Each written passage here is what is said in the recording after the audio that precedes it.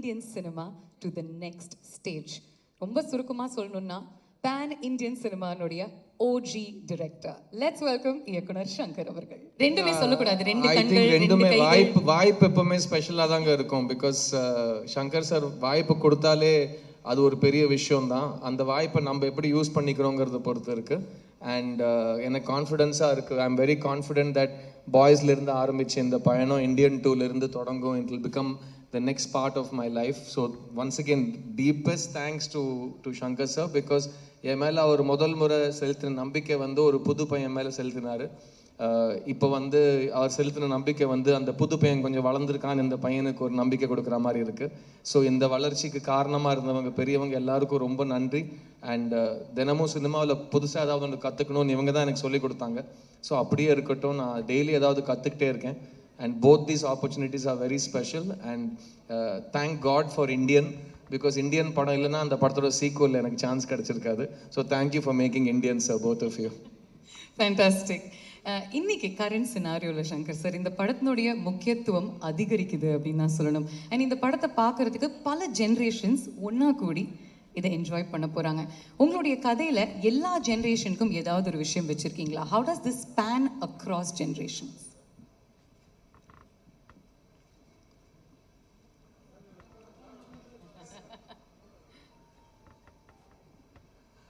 வந்திருக்கும் அனைத்து ஊடக நண்பர்களுக்கும் என்னுடைய வணக்கத்தை தெரிவிச்சுக்கிறேன்.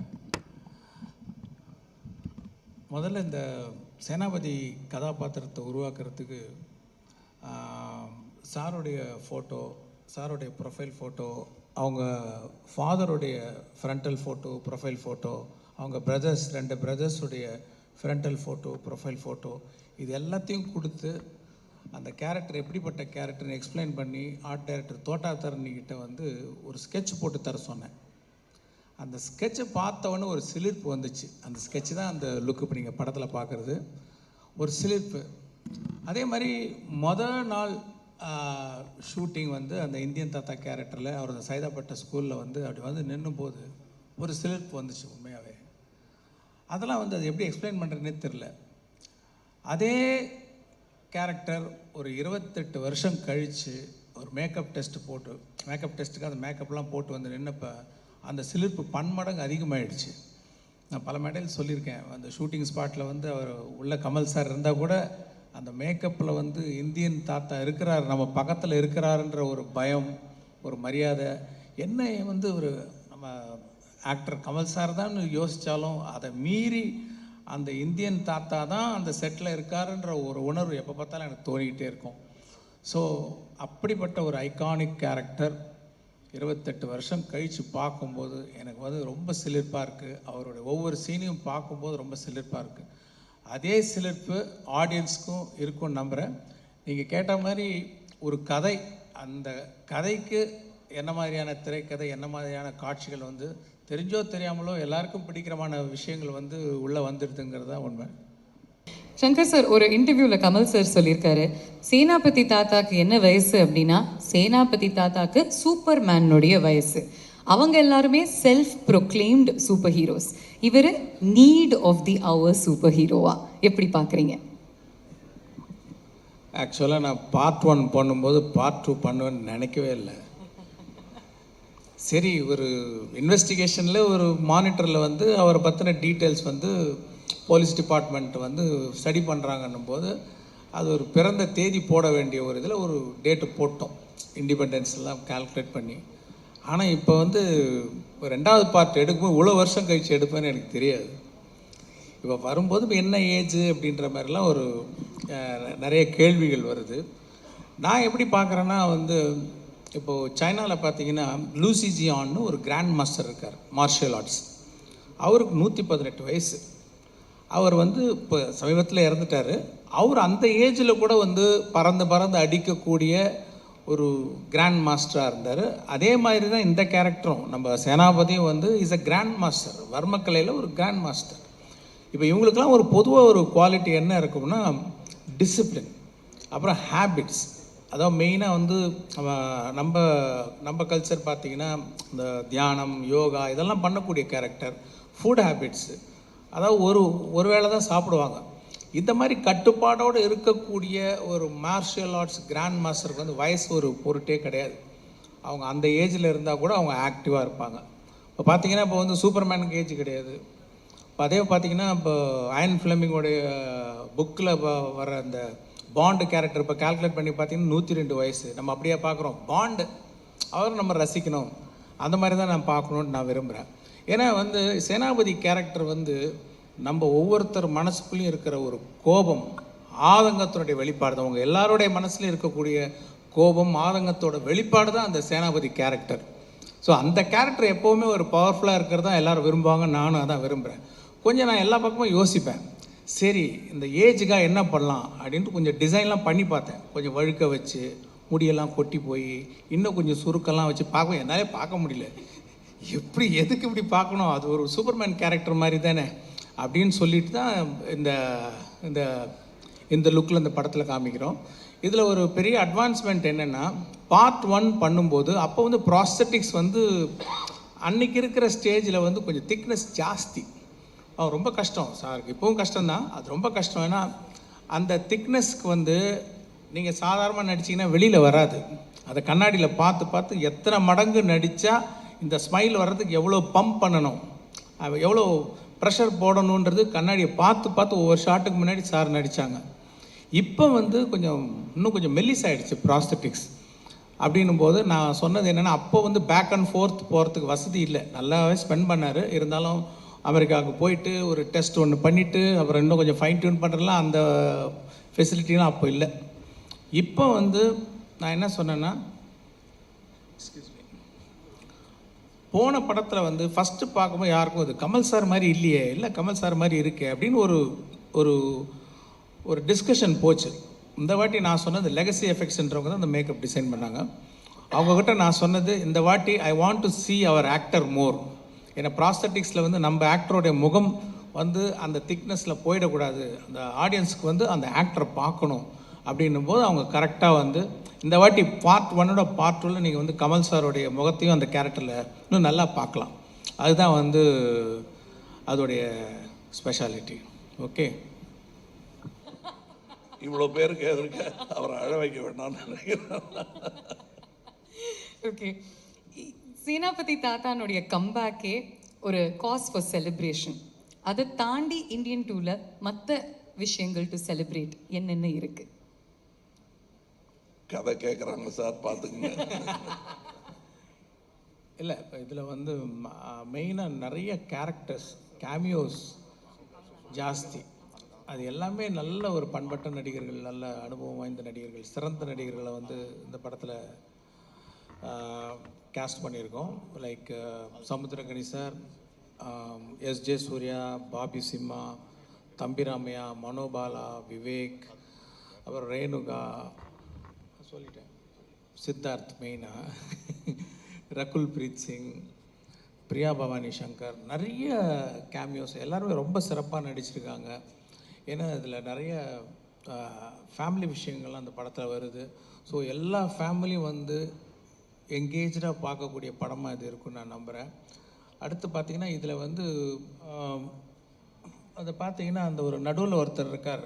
அவர் வந்து உங்களுக்கு நிறைய பேருக்கு மீடியாவுக்கு பரிச்சயமான ஒரு கேரக்டர் தான்.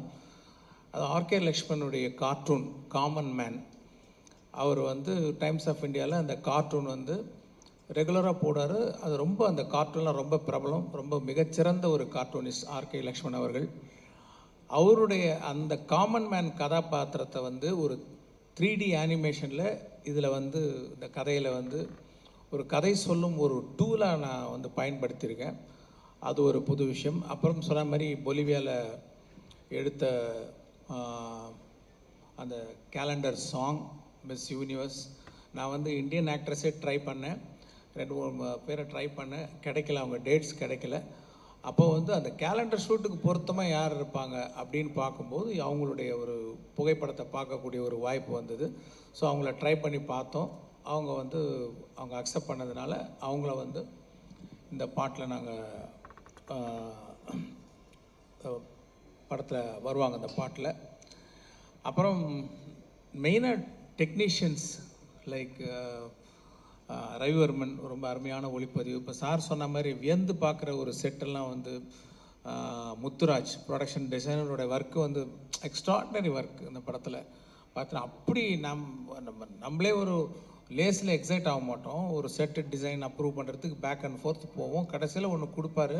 செட்டில் வந்து பார்த்தா நம்மளுடைய எதிர்பார்ப்பே மிஞ்சக்கூடிய ஒரு அருமையான ஒரு அவுட்புட்டை வந்து முத்துராஜ் சார் கொடுத்துருக்குறாங்க.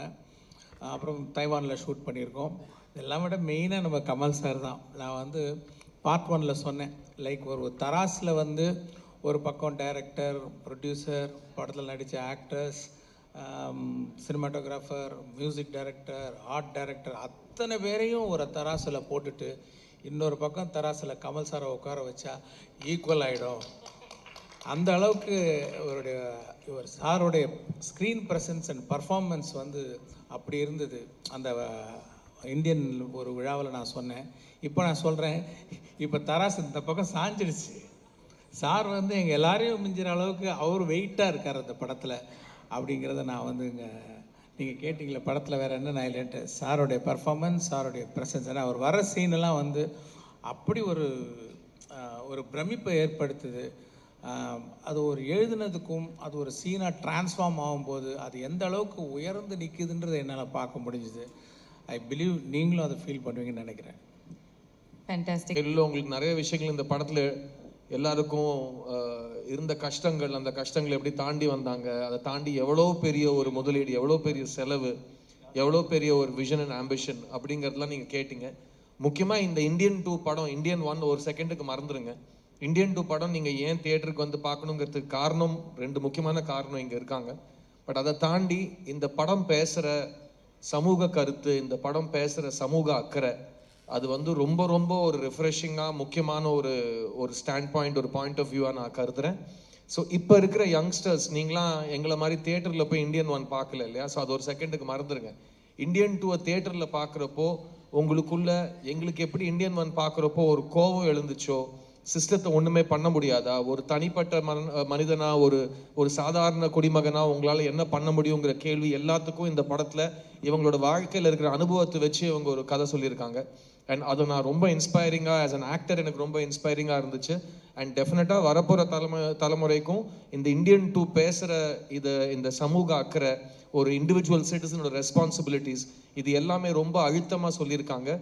So please come to the theatre on July 12th for these 2 legends, but also to see a new cinema and to see இது வரைக்கும் நீங்கள் பார்க்காத, இப்போ எல்லாரும் ஊழல் பற்றி நிறைய படம் எடுத்துட்டோம்னு சொல்கிறாங்க, பட் ஊழலை பற்றி இந்த அளவுக்கு 0 டாலரன்ஸோடு எடுக்கப்பட்ட படம் Indian 2. I can guarantee you it will be a very memorable and refreshing experience for you. And இதை தாண்டி நான் 2 பேர்கிட்டையும் நான் ரொம்ப நாளாக வெயிட் பண்ணிட்டு இருக்கேன். ஒரு 2 சின்ன கேள்வி கேட்டுடுறேன். First Shankar sir கேட்டுடுறேன்.